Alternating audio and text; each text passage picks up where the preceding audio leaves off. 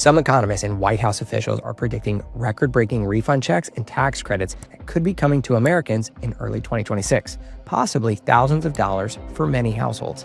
But before you rush to spend it, today we're talking about the smartest ways to use that money so it actually strengthens your finances, not disappears the moment you get it.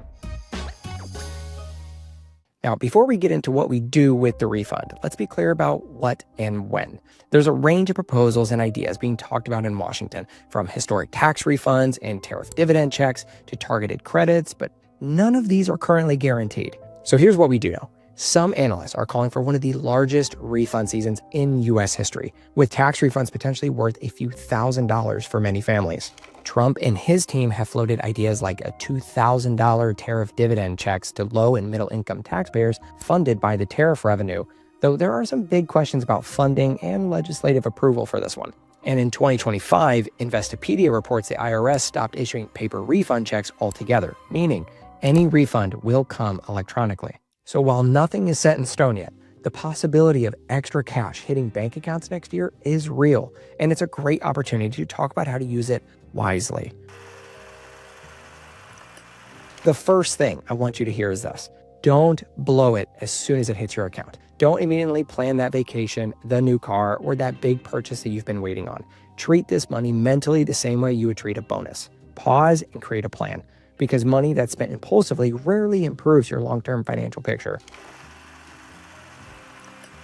One of the best financial moves you can make with extra cash is to pay down any high-interest debt you have, especially credit cards. Interest rates on credit cards often far exceed what you could earn in just about any savings or investment, meaning every dollar you put towards that interest is a guaranteed return on your money. For example, if your credit card APR is 20% or 25%, that means for every dollar you pay down now, you're effectively earning that rate by avoiding interest later. It's simple math, and it's why we in finance often call high-interest debt the worst place to park money. If you can knock out credit card balances, private loans, payday loans with refund money, you're instantly improving your cash flow.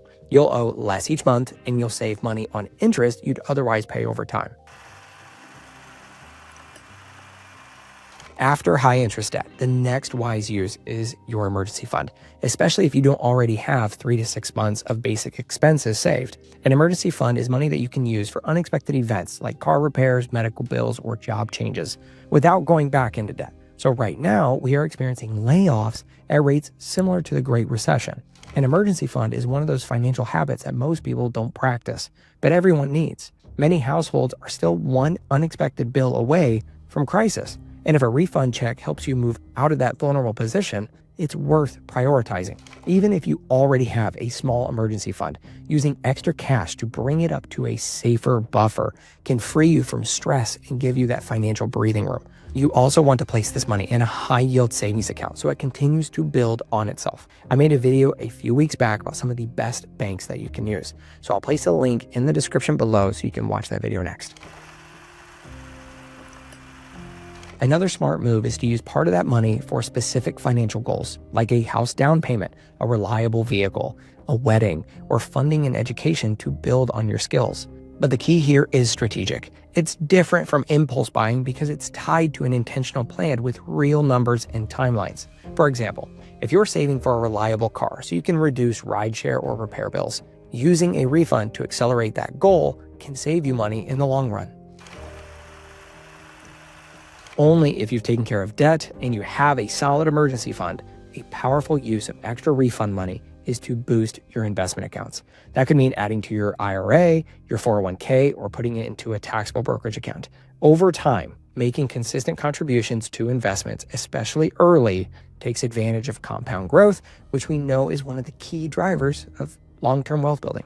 This doesn't have to be risky or complicated. You could start with broad diversified index funds or ETFs that track large parts of the stock market. Historically, these have been solid building blocks for long-term wealth, and it's where I'm putting the majority of my investments at the moment. If you're watching this and you already have money burning a hole in your pocket, let me give you a few things of what not to do with a refund check. Buying luxury vacation that you can't afford, upgrading a phone or a gadget that you don't need, eating out or shopping just because you have extra cash. Now, I get it. Those feel good in the moment, But if you don't have the financial foundation built, spending your money on those things only sets you up for the failure down the road.